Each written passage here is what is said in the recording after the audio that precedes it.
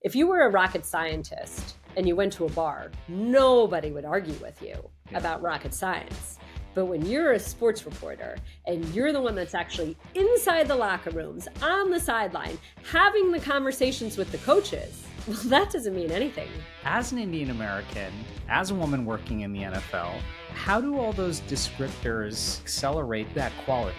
I'm almost at 2 decades now of studying or of being involved in the NFL game.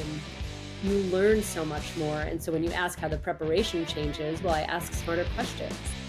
Hi there, this is Aditi Kinkhabwala, an NFL sideline reporter for CBS. This is Trust Me, I Know What I'm Doing. Yeah. My name is Abhay Dandekar, and I share conversations with talented and interesting individuals linked to the global Indian and South Asian community. It's informal and informative, adding insights to our evolving cultural expressions, where each person can proudly say, "Trust me, I know what I'm doing."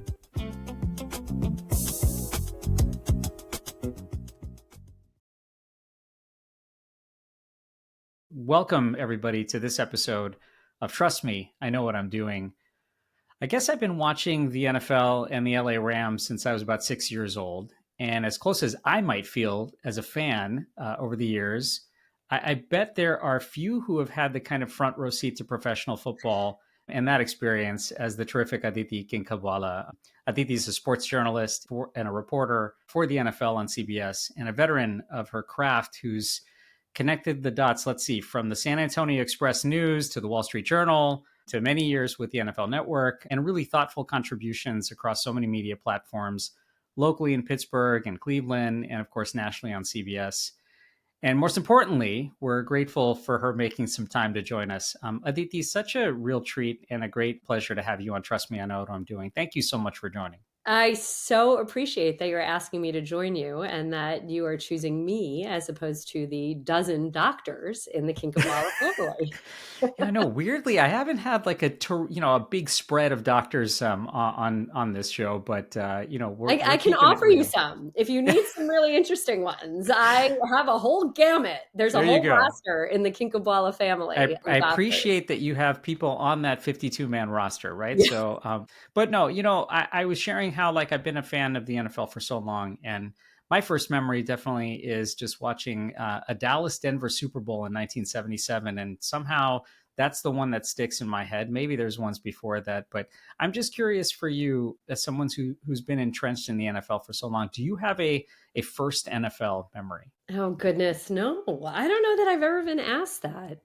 I have a first NFL memory as a journalist. I was 22 years old. I was at the San Antonio Express News. The Minnesota Vikings were, I don't even remember if it was a training camp or playing a preseason game. They were playing a preseason game in San Antonio. And I remember that I was sent there to write a sidebar, and I had never been in a professional locker room. I had just graduated college. I'd never been in a professional sports locker room. And when I'm nervous, I laugh.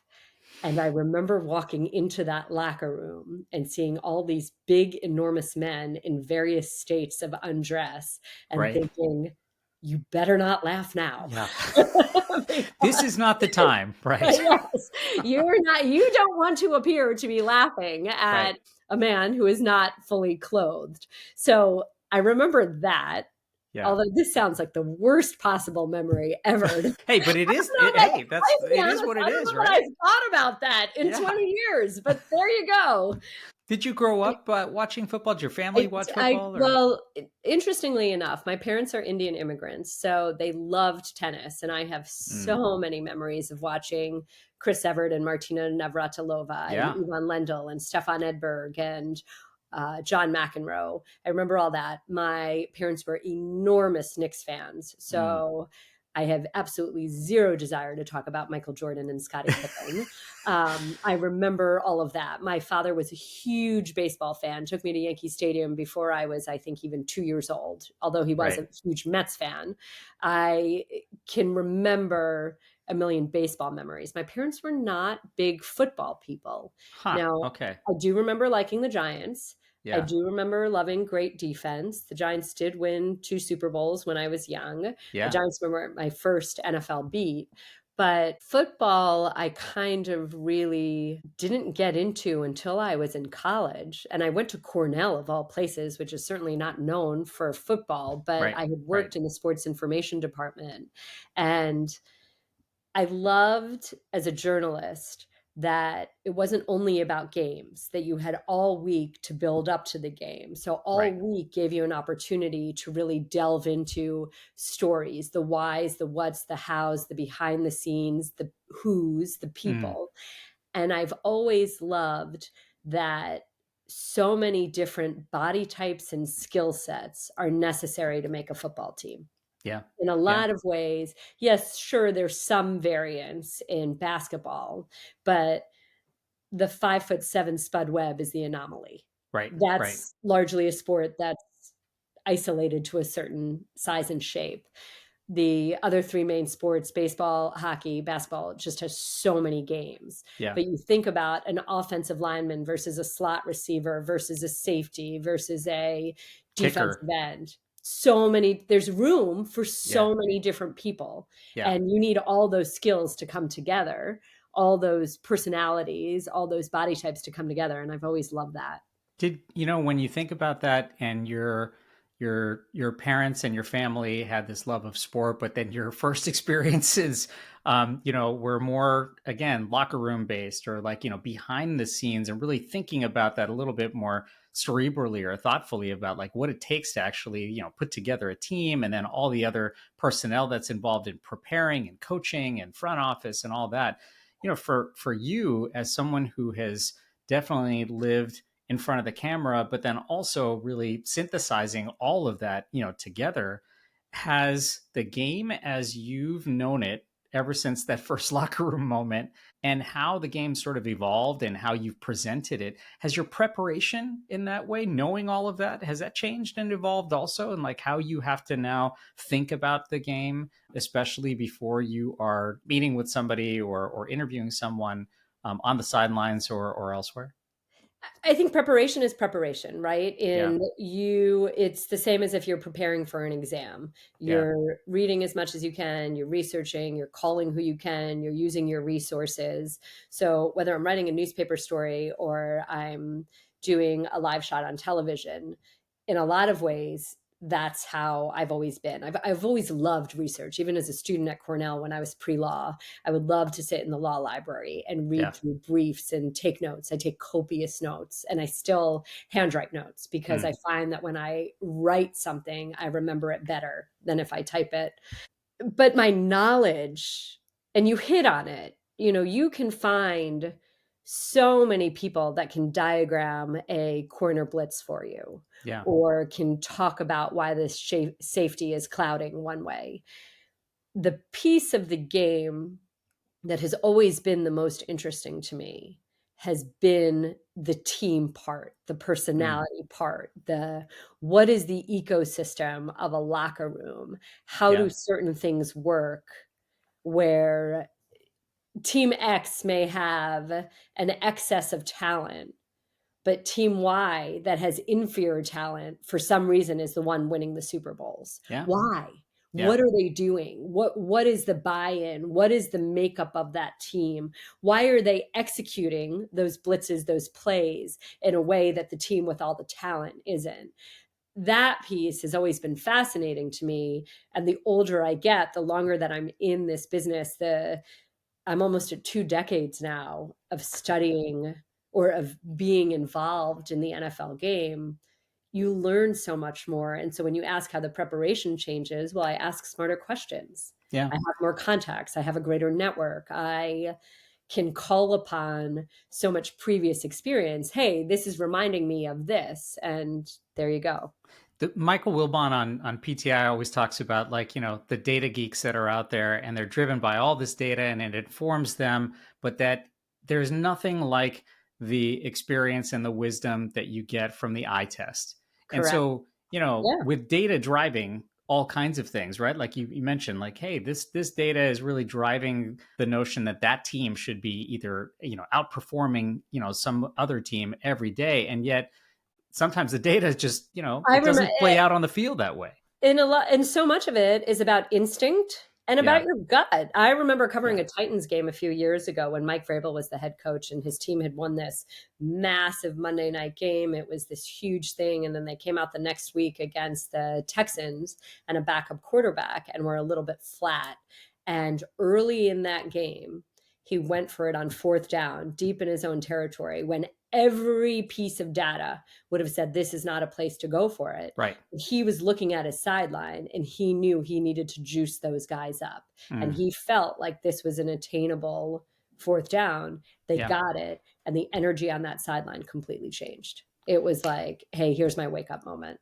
And Mike Vrabel is someone who, that experience right there. And then I think I saw an interview that you had with him before first game of the season, this season, back with the Patriots. And I mean, now that you've been able to combine a lot of that sort of synthesizing of the experience of the game, of the aha moments that, someone going for it on fourth down and like why that's so important. And then also cultivating the relationships you have over the years. How has that trust been built for you now in seeing people over and over again and they're knowing that like, hey, Aditi knows what she's talking about? Well, my father is a graduate of Bombay IIT and is one of the most brilliant people that I know. And for any of your listeners who don't know Bombay IIT, it's 60 Minutes once did a feature on it and said, take, I don't know, Harvard, MIT, and Caltech, put them together. Put them all into one. It might have been Harvard, Princeton, and MIT, whatever. Put them all together and you get Bombay IIT. Yeah. And all of his best friends are guys that he went to college with. And that's the ivory tower I grew up in. But my father, who is literally one of the most brilliant people I've ever met in my life, always says, if you're smart, you don't need to tell people you're smart. Essentially, they'll figure it out on their own. You show them. And the best football player, heck, I just talked to Nick Chubb last week, and he always said, I want my play to do the talking. Yeah. And so I think that if you are able to demonstrate that you've put in the work. And by demonstrate, I don't mean, hey, let me show you all the notes I've taken. Right. But by being smart in your questions, by listening, you said you yourself feel so strongly about active listening. By actively listening, I think that's a big piece of how you prove yourself. And then I think the second thing is you have to be your authentic self. I am who I am. Yeah. I'm not a supermodel. I am not a former player. I am the daughter of Indian immigrants who, yes, is a good student and approaches everything the way that a student does. You're someone who's been told you smile too much. Yes. I heard, right? You've heard that. I have been told that, but I'm living my best life. What is there, and it's funny because I always say, well, football is fun. Football is meant to be fun. Right. I'm a mom. I can't, even so much of my business is about the visual. I can't undergo all this plastic surgery. It's just, it's not who I am.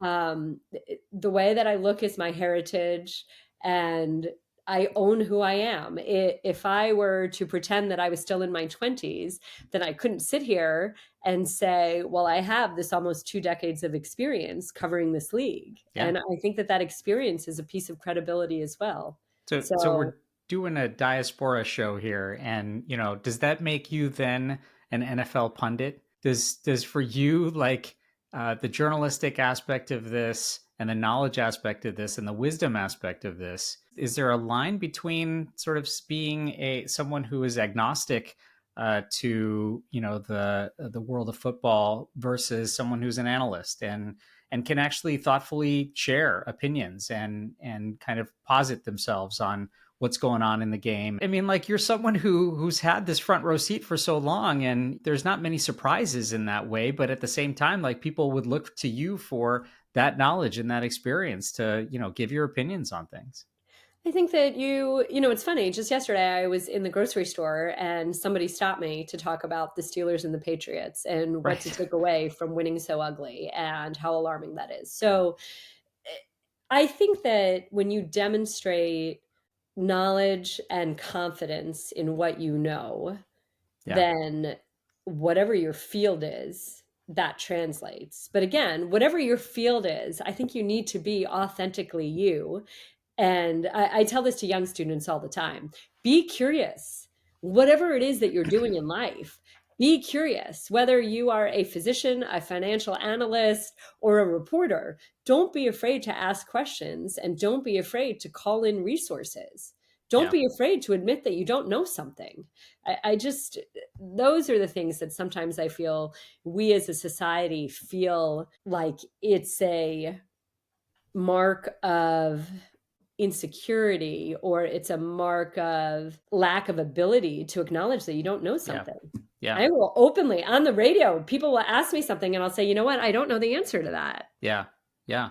Which is, I mean, great, right? I mean, like it takes a lot of important confidence just to be able to say that, and self-assuredness in a way, rather than the easy route and the path of least resistance, which is just to go ahead and say something. And I'm really curious about one thing in a era of media where controversial takes and just spewing stuff out that's sort of on the edges, sports or otherwise, but particularly in the NFL, right? I mean, those kinds of opinions, those kinds of takes actually sell, and they draw eyeballs and they draw audiences and they go viral and they get high traction. But they also feel they're on the border of just like incomplete analysis or even just poor journalism for that matter. And you're not really being authentic a lot of the times. How does that resonate for someone who has had the backdrop and the experience and the sort of, 2 decades plus of being in this profession where you know what authenticity and real journalism is supposed to be about? It devastates me. It disgusts me. And I will not play that game. Yeah. And I continue to have faith, whether that faith is misplaced or not, that the cream will rise. And I pray and hope that this is just a phase. I'll give you a parallel. So a lot of women in my industry, way back in the day, I shouldn't say way back. That sounds a little right. Anachronistic there, right? Back in the day. Yeah. Leslie Visser, Andrew Yeah. Kramer, Yeah. icons, the goats of our business. Right. It was about doing the work. It was about being smart. It was writing the stories, asking the questions, all of that. And then our industry shifted somewhere in the last, 10 years or so. Sure. And appearance became a really big deal, and celebrity became a very big deal. And when I was actually first on television, so when I was a newspaper writer, I've always felt in my life that I'm leading with my brain. I'm not leading with how I look. I'm not leading with anything other than what's up here. And then I went to television and it was very jarring. It was very different. For the first time in my life, I had to think about makeup and hair and things like that. Sure. And it was a time period, or it is a time, whatever, where a lot of female journalists also courted celebrity and would showcase how beautiful they are. And these are beautiful people. They can be journalists and can be beautiful. These are not mutually exclusive things. Sure. But I was raised by strict Indian parents. I have a certain feeling about what is public and what is private. I'm a mom, and that just wasn't me. I'm not someone who, quite frankly, on my honeymoon, when I was still a newspaper writer, was I a newspaper? No, I was at the NFL Network there. But even on my honeymoon, it's not like I was taking pictures of myself in a bathing suit. Sure. So it's just not my style. Yeah. And I remember Andrea Kramer, who is a mentor of mine, and I having many conversations about the world that we're in right now is the way to move forward to play this game. And whereas you may not like this game, do you play this game? And Andrea, with her counsel, she and I settled on, you have to be true to yourself. And you can't do something that is inauthentic to who you are. And you have to believe in the way you do what you do.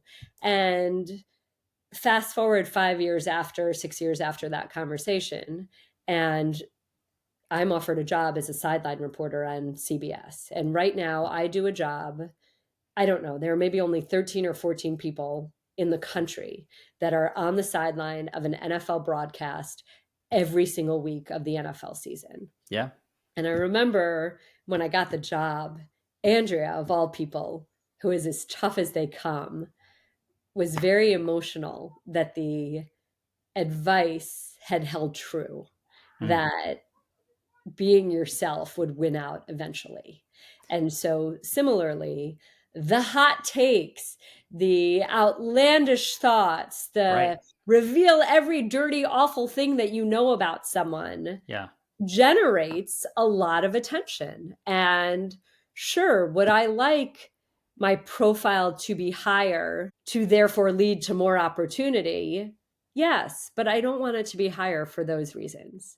And so I'm going to sit here and continue to do the work and hope that that's what counts in the end.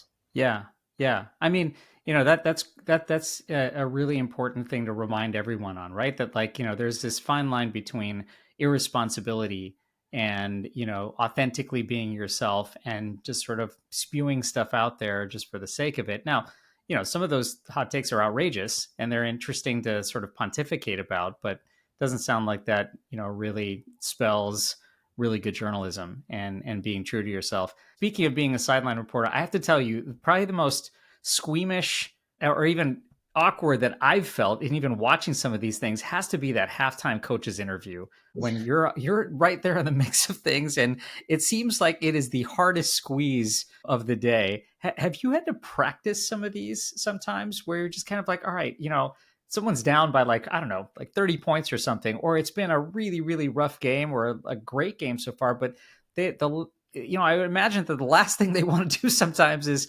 talk to a reporter. Well, you know what? On camera and off camera are two totally different things. So Sure. last year it started where every coach now has to be on camera. And we at CBS believe in doing this because it shows access. It's definitely harder. I only get one question because we're immediately going to break on the coach that's going in and the coach that's coming out. You can't bleed over a play to show it. You can't hold off kickoff. So you don't necessarily get as much as when it was off camera, but to be able to hear directly from the coach as opposed to me regurgitating is obviously the win for the television networks and what the league for wants. the viewer. Sure. Right. But yeah, I remember having a game a few years ago. Bill Belichick was the head coach of the Patriots. They were at Miami. The Patriots were just about as sloppy and messy as could be. They were down. Belichick was furious at the referees. He spent about 5 minutes before halftime, and I was supposed to walk into the locker room with him berating the refs. And I remember saying to my producer on my IFB, on my headset, should we pass on this? I don't know that I really need to talk to him. And then he comes off and he's ready to talk to me. And I'm walking into the locker room and he basically yells at me. I asked a question about fourth down. They had given up 3 consecutive fourth downs. And he said, it's about third down. Your question doesn't make sense. Do better. Oh my I was God. like, wow. Okay. Yeah. I mean, he was right. He was completely right. But on to Cincinnati, right? Yeah. It's all part of the process of growing up. Made me better, that's for sure. I mean, do those moments stick out in your head where there are like these growth opportunities and, yes, you kind of get better at it and better at it. Yes. And yet there's the inevitability that there's going to always be that one sort of surprise where you're just like, okay, well, that just happened. And, do you have to also have a thick skin about this and really, move on as best as you can? Oh my goodness. You absolutely 100% need to have a thick skin in this business, please. Yeah. I used to say this all the time. If you were a rocket scientist and you went to a bar, nobody would argue with you about rocket science. But when you're a sports reporter and you're the one that's actually inside the locker rooms, on the sideline, having the conversations with the coaches, well, that doesn't mean anything. Fans know more than you, of course. Forget whether they've actually met an athlete or not, whether they've actually talked to a coach, whether they've been on a sideline, which they haven't. They always know more than you do. Yeah, of course, right? You get your armchair fan and the person who's got a take about their team, right? You'll never be able to beat them. Of course. And yet you're supposed to sort of like have this public persona and try and get that out there. Is that something that for you've had to really grow into? Like, is this a different Aditi in 2025 than, for when you were first starting out? Oh, 100%. Absolutely. Yeah. And the world has changed too. When I started as a newspaper writer, if people wanted to interact with me, they'd have to write me an email. And if someone was going to make the effort to write an email, in general, that already sort of cut off a big piece of the population because it Sure. was someone who was making an effort to find your email address and to write you. And I say this without hubris, but the vast majority of mail that I got at the San Antonio Express News, the Bergen Record, and the Wall Street Journal was glowingly positive. I mean, Mm. I should be embarrassed to admit it, but somewhere in this office, somewhere, Yeah. I've saved emails that just actually moved the needle in a certain way for me. Sure. And it was lovely to get Yeah. that sort of feedback. But then came Twitter. Yep. Then came Elon Musk's purchase of Twitter. Mm. And the world has changed. Yeah. And you hear from trolls who have absolutely no compunction about bringing up your race, your ethnicity, your nose, your looks, your gender in every single insult. It's not enough to say, I disagree with your take on this. It's also tied to something else. And Yeah. I will say, I largely would ignore all of that because why engage? Why let anybody see that it gets to you? Mm. Then it wasn't even the birth of my son, it was the birth of my daughter that I felt if you don't speak up, then why will anything ever change? Sure. So I would respond a little bit, but then I felt like there's no win in doing that. Let me ask you a question. I mean, you mentioned that the parenting experience here, and that, of course, impacts so much everywhere, right? I mean, personally, professionally, our past, our future. But I'm just curious, like, how has parenting informed or accelerated your work on the sideline as an NFL reporter, as someone who's deeply involved with the NFL and CBS? Contrary to what I was told by many people who did not think that I would still want to work once I had a child. If Mm. anything, it's heightened my ambition and my Yeah. drive. I want my son to go to the school bus stop and say, my mommy kicks butt and takes names. So there's certainly that piece. There's a Yeah. different relatability. The Steelers have a star defensive lineman named Cam Hayward, Yeah. and he and I became friendly, professionally friendly, or our relationship was fostered while talking about potty training our sons. We were potty Yeah. training our sons at the same time. And that's another thing that I often counsel or advise young reporters is you find something to relate to people. Everybody has some piece of relatability. Yeah. And for a former athlete, it might seem easy. Oh, he was an NFL player and he's talking to an NFL player. But we can all find something. Totally. Juju Smith-Schuster is Samoan, and one day we had a conversation about how Indian families are so similar to Samoan families, the Mm. way that we have joint families, the way we respect our elders, the way that everything is about our elders' approval. 5 years after Juju and I had talked about Samoan families and Indian families, I Yeah. was in a room with Tua Tagovailoa, and I'm suddenly recognizing a piece of myself in him and the way that you want your elders' approval. And Sure. that ultimately led to my asking a question that turned into a viral report from the sideline of a game about how Mike McDaniel had rebuilt his confidence after what he had been through when Brian Flores was his head coach. Yeah. That doesn't come about if I don't have this conversation about Indians and Samoans with Juju. They're all accelerators of trust, right? Exactly. Right.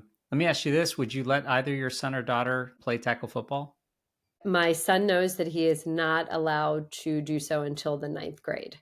Mm. And my son, both of my children love sports. My son is a dabbler. He does flag football, lacrosse, soccer, golf, tennis, basketball, whatever he's doing at the time, he's very much into. Yeah. And then he moves on. My daughter is a soccer player. She's 6. She's just started lacrosse, but she will take a soccer ball and dribble by herself in the backyard. She is very focused and driven. I just think that in flag football, Nico is learning a ton of applicable skills. He is my child. Yeah. He is not going to be a defensive or offensive lineman. I don't think it's necessary for him to tackle just yet. Yeah. Yeah. Oh, interesting. I mean, like, when certainly I was in that space of like, thinking about like, okay, like I played Pop Warner football, but knowing what I know about concussions and all the injuries, and certainly would have second thoughts about my own kids playing tackle football. But it's interesting to hear that from someone who sees this so intimately as well. I'm curious about one part of this. I mean, I've heard you share how important the quality of your work is. Like you said, the work speaks for itself, right? I mean, that's the sort of mantra of all of this. And with that content being so important, your identity, the representation as an Indian American, as a woman, it's critical to building those ladders of trust and demonstrating the empathy. As a parent, so powerful. As an Indian American, and among the few, if not the only, national sports television reporters, as a woman working in the NFL, how do all those descriptors in a way sort of accelerate to that quality? I was just actually sharing this with someone this past weekend on my crew. When I first went to the NFL Network, there were no women that looked like me on national sports television, meaning no women of Indian descent. There are still no women of Indian descent on national sports television. Yeah. And I looked, the vast majority of the women at the NFL Network at the time were also blonde.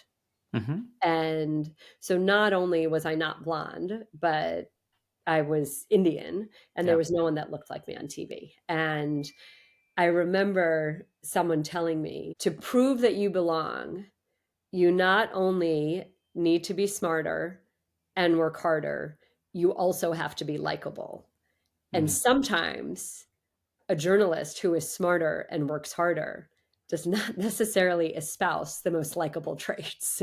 Because those are people that will stand up for themselves. Those are people that will be dogged. Those are people that will expose inequities. But that's not always what a boss wants. Right. So it was a little bit of a balancing act. Sure. I will say this.